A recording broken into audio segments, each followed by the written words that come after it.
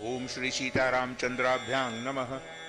श्रीमद् वाल्मीकि रामायण अयोध्या कांडम चत्वारिंशः सर्ग यानी सर्ग 40।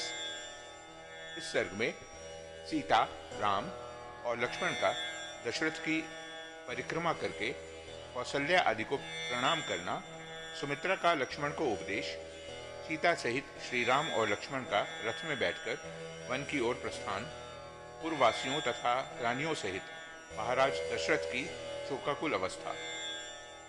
अथ रामश्च सीता च लक्ष्मणश्च कृतांजलिः उपसंगृह्य राजानं चक्रुर्दीनाः प्रदक्षिणम्।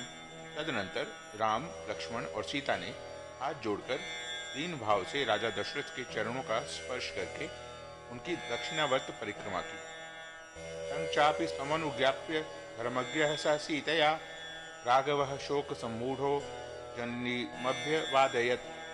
उनसे विदा लेकर सीता सहित धर्मज्ञ रघुनाथ जी ने माता का कष्ट देखकर शोक से व्याकुल हो उनके चरणों में प्रणाम किया। अनवक्षं लक्ष्मणो भ्रातुः कौसल्यामभ्य वादयत अभिमातुः सुमित्राया जग्राह चरणों पुनः। श्री राम के बाद लक्ष्मण ने भी पहले माता कौशल्या को प्रणाम किया, फिर अपनी माता सुमित्रा के भी दोनों पैर पकड़े। वंदमानं रुदती माता सौमित्रिं ब्रवीत हितकामा महाबाहुं मूर्धन्युपाग्राय लक्ष्मणम। अपने पुत्र महाबाहु लक्ष्मण को प्रणाम करते देख उनका हित चाहने वाली माता सुमित्रा ने बेटे का मस्तक सूंघ कर कहा, शिष्टस्त्वं वनवासाय स्वनुरक्तः सुहृज्जने रामे प्रमादं मा काशी पुत्र भ्रातरि गच्छति। वत्स, तुम अपने सुहृद राम के परम अनुरागी हो, इसलिए मैं तुम्हें वनवास के लिए विदा करती हूँ। अपने बड़े भाई के वन में इधर उधर जाते समय तुम इनकी सेवा में कभी प्रमाद न करना। वसने वा समृद्धो वा गतिरेश तवा नघ एष लोके सतांग धर्मो यज्येष्ठ वशको भवेत। ये संकट में हो या समृद्धि में, यही तुम्हारी परम गति है। निष्पाप लक्ष्मण, संसार में सत्पुरुषों का यही धर्म है कि सर्वदा अपने बड़े भाई की आज्ञा के अधीन रहें। इदं हि वृत्तमुचितं कुलस्यास्य सनातनम दानं दीक्षा च यज्ञेषु तनुत्यागो मृधेषु ही। दान देना, यज्ञ में दीक्षा ग्रहण करना और युद्ध में शरीर त्यागना, यही उस कुल का उचित एवं सनातन आचार है। लक्ष्मणं त्वेव मुक्त्वासो संसिद्धं प्रिय राघवं सुमित्रा गच्छ गच्छेति पुनः पुनरुवाचतम। अपने पुत्र लक्ष्मण से ऐसा कहकर सुमित्रा ने वनवास के लिए निश्चित विचार रखने वाले सर्वप्रिय श्री रामचंद्र जी से कहा, बेटा जाओ जाओ, तुम्हारा मार्ग मंगलमय हो। इसके बाद वे लक्ष्मण से फिर बोली, रामं दशरथं विद्धि मां विद्धि जनकात्मजं अयोध्या मटविं विद्धि गच्छतात यथा सुखम। बेटा, तुम श्री राम को ही अपने पिता महाराज दशरथ समझो, जनक नंदिनी सीता को ही अपनी माता सुमित्रा मानो और वन को ही अयोध्या जानो। अब सुख पूर्वक यहाँ से प्रस्थान करो। ततः सुमंत्रः काकुस्थं प्राञ्जलिर्वाक्यं ब्रवीत विनीतो विनयज्ञश्च मातलिर्वासवं यथा। इसके बाद जैसे मातली इंद्र से कोई बात कहते हैं, उसी प्रकार विनय के ज्ञाता सुमंत्र ने कुछ कुलभूषण श्री राम से विनय पूर्वक हाथ जोड़कर कहा, रथमारोह भद्रं ते राजपुत्र महायशः क्षिप्रं त्वां प्रापयिष्यामि यत्र मां राम वक्ष्यसे। महायशस्वी राजकुमार श्री राम, आपका कल्याण हो। आप इस रथ पर बैठिए, आप मुझसे जहाँ कहेंगे वहाँ मैं शीघ्र आपको पहुँचा दूंगा। चतुर्दशी वर्षाणि वस्तव्यानि वने त्वया तान्युपक्रमितव्यानि यानि देव्या प्रचोदितः। आपको जिन 14 वर्षों तक वन में रहना है, उनकी गणना आज से ही आरंभ हो जानी चाहिए, क्योंकि देवी कैकेयी ने आज ही आपको वन में जाने के लिए प्रेरित किया है। तं रथं सूर्य संकाशं सीता हृष्टेन चेतसा आरूरोह वरारोहा यत्वालंकारमात्मनः। तब सुंदरी सीता अपने अंगों में उत्तम अलंकार धारण करके प्रसन्न चित्त से उस सूर्य के समान तेजस्वी रथ पर आरूढ़ हुई। वनवासं हि संख्याय वासांस्याभरणानि च भर्तारमनुगच्छन्त्यै सीतायै श्वशुरो ददौ। पति के साथ जाने वाली सीता के लिए उनके श्वशुर ने वनवास की वर्ष संख्या गिनकर उसके अनुसार ही वस्त्र और आभूषण दिए थे। तथैवायुध जातानि धातृभ्यां कवचानि च रथोपस्थे प्रविन्यस्य चर्म कठिनं च यत्। इसी प्रकार महाराज ने दोनों भाई श्री राम और लक्ष्मण के लिए जो बहुत से अस्त्र शस्त्र और कवच प्रदान किए थे, उन्हें रथ के पिछले भाग में रखकर उन्होंने चमड़े से मढ़ी हुई पिटारी और खंती या कुदारी भी उस पर रख दी।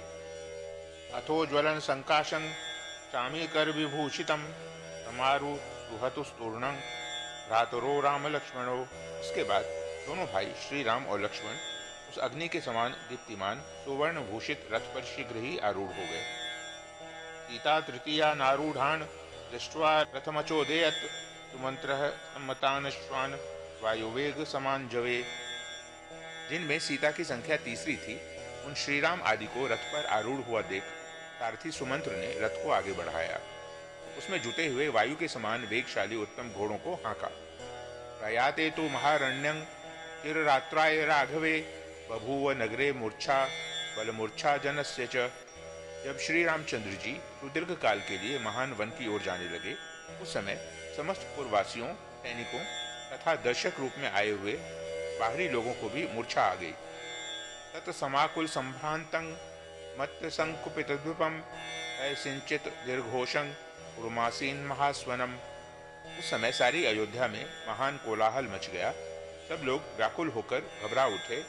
मतवाले हाथी श्रीराम के वियोग से कुपित हो उठे और इधर उधर भागते हुए घोड़ों के हिनहिनाने एवं उनके आभूषणों के खनखनाने की आवाज सब ओर गूंजने लगी। ततः सबाल वृद्धा सा पुरी परम पीड़िता राम मेवाभिरुद्राव धर्मार्थः अलिलं यथा। अयोध्यापुरी के आबाल वृद्ध सब लोग अत्यंत पीड़ित होकर श्रीराम के पीछे दौड़े, मानो धूप से पीड़ित हुए प्राणी पानी की ओर भागे जाते हों। पार्श्वतः पृष्ठतश्चापि लंबमानास्तदुन्मुखाः बाष्पूर्णमुखाः सर्वे तमुचुर्भृशनिः स्वनाः। उनमें से कुछ लोग रथ के पीछे अगल बगल में लटक गए। सभी श्रीराम के लिए उत्कंठित थे और सबके मुख पर आंसुओं की धारा बह रही थी।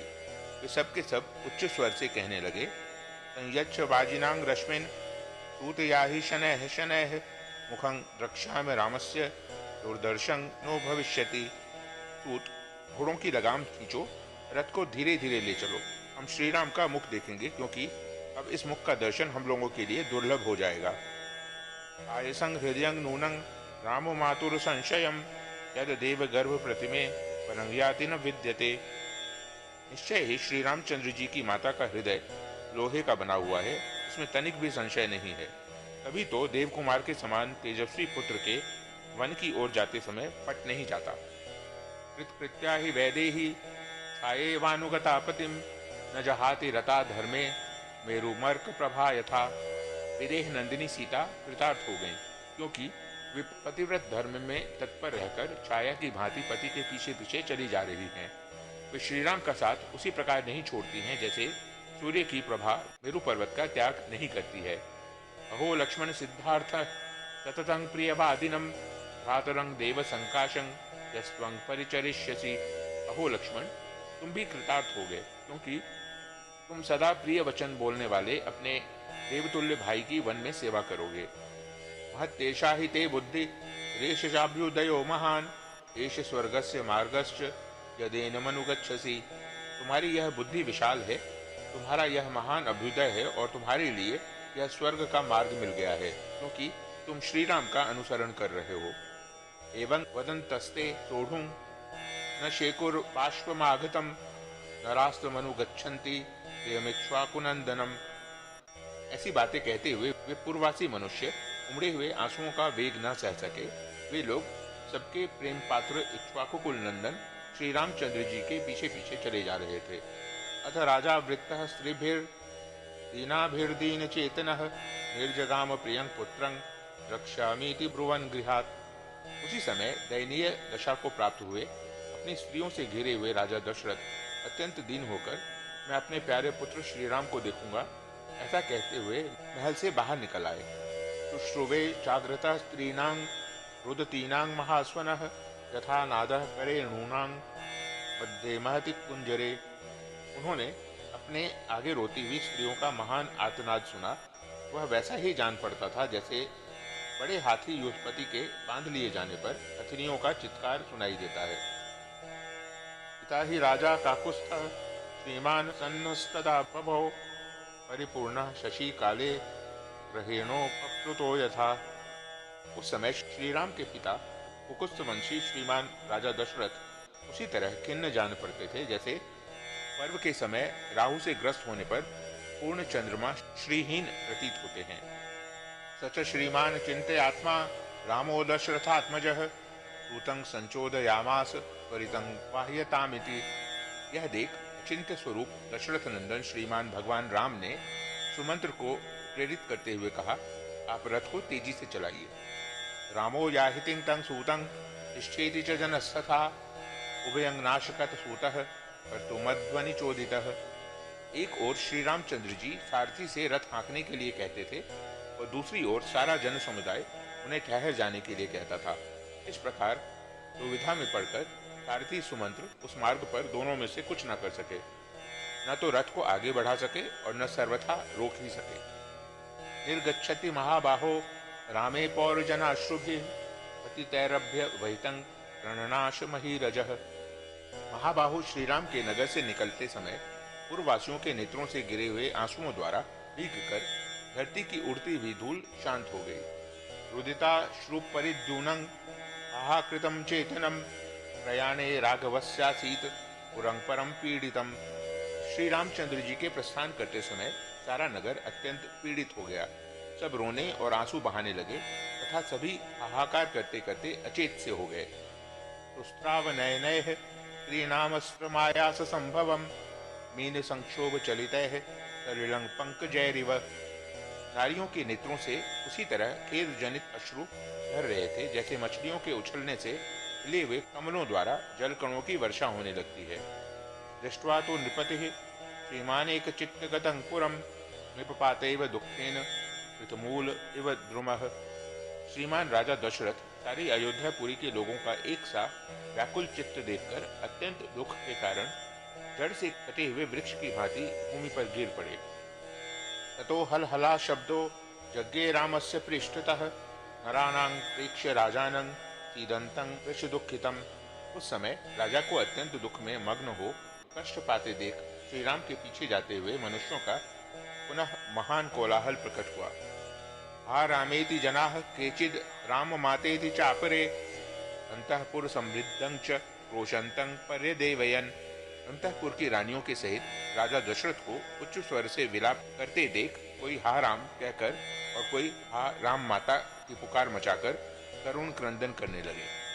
अन्वीक्षमाणो रामस्तु विषन्न भ्रांत चेतसम राजानं मातरं चैव ददर्शानुगतो पथि। उसी समय श्री रामचंद्र जी ने पीछे घूमकर देखा तो उन्हें विषादग्रस्त तथा भ्रांत चित्त पिता राजा दशरथ और दुख में डूबी हुई माता कौसल्या दोनों ही मार्ग पर अपने पीछे आते हुए दिखाई दिए। सबद्ध इव पाशेन किशोरो मातरं यथा धर्म पाशेन संयुक्तः प्रकाशं नाभ्युदैक्षत। जैसे रस्सी में बंधा हुआ घोड़े का बच्चा अपनी मां को नहीं देख पाता, उसी प्रकार धर्म के बंधन में बंधे हुए श्री रामचंद्र जी अपनी माता की ओर स्पष्ट रूप से न देख सके। पदातिनौ च जानार्हा व दुःखाहुं खोचितो दृष्ट्वा संचोदयामास शीघ्रंग्याहिति सारथिम। जो सवारी पर चलने योग्य, दुख भोगने के अयोग्य और सुख भोगने के ही योग्य थे, उन माता पिता को पैदल ही अपने पीछे पीछे आते देख श्री रामचंद्र जी ने सारथी को शीघ्र रथ हाँकने के लिए प्रेरित किया। नहीं तत्पुरुष व्याघ्रो दुःखजं दर्शनं पितुः मातुश्च सहितुं शक्त पुत्रैर्नुन्न इव द्विपः। जैसे अंकुश में पीड़ित किया हुआ गजराज उस कष्ट को नहीं सहन कर पाता है, उसी प्रकार पुरुष सिंह श्री राम के लिए माता पिता को इस दुखद अवस्था में देखना असह्य हो गया। प्रत्यगार मिवा यान्ति सवत्सा वत्स कारणात् बद्ध वत्सा यथा धेनु राम माताभ्यधावत। जैसे बंधे हुए बछड़े वाली सवत्सा गौ शाम को घर की ओर लौटते समय बछड़े के स्नेह से दौड़ी चली आती है, उसी प्रकार श्री राम की माता कौसल्या उनकी ओर दौड़ी आ रही थी। तथा रुदन्तीं कौसल्यां रथं तमनुधावतीं रोशन्तीं राम रामेति हा सीते लक्ष्मणेति च। राम लक्ष्मण सीतार्थं रमन्तीं वारि नेत्रजम् असकृत रक्षतस्ततां नृत्यन्तीमेव मातरम्। आ राम, आ सीते, आ लक्ष्मण की रट लगाती हुई और रोती हुई कौशल्या उस रथ के पीछे दौड़ रही थी। वे श्री राम, लक्ष्मण और सीता के लिए नेत्रों से आंसू बहा रही थी एवं इधर उधर नाचती, चक्कर लगाती सी डोल रही थी। इस अवस्था में माता कौशल्या को श्री रामचंद्र जी ने बारंबार देखा। तिष्ठेति राजा चुक्रोश, याहि याहीति राघवः, सुमंत्रस्य बभूवात्मा चक्रयोरिव चांतरा। राजा दशरथ चिल्लाकर कहते थे, सुमंत्र ठहरो, किंतु श्री रामचंद्र जी कहते थे, आगे बढ़िए, शीघ्र आगे बढ़िए।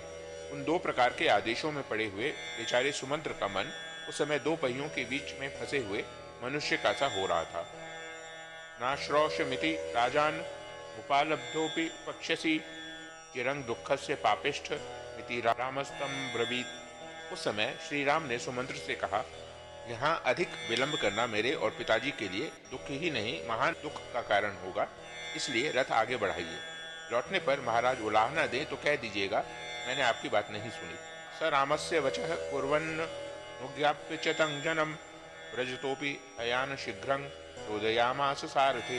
अंत में श्री राम के ही आदेश का पालन करते हुए सारथी ने पीछे से आने वाले लोगों से जाने की आज्ञा ली और स्वतः चलते हुए घोड़ों को भी तीव्र गति से चलने के लिए हाँका।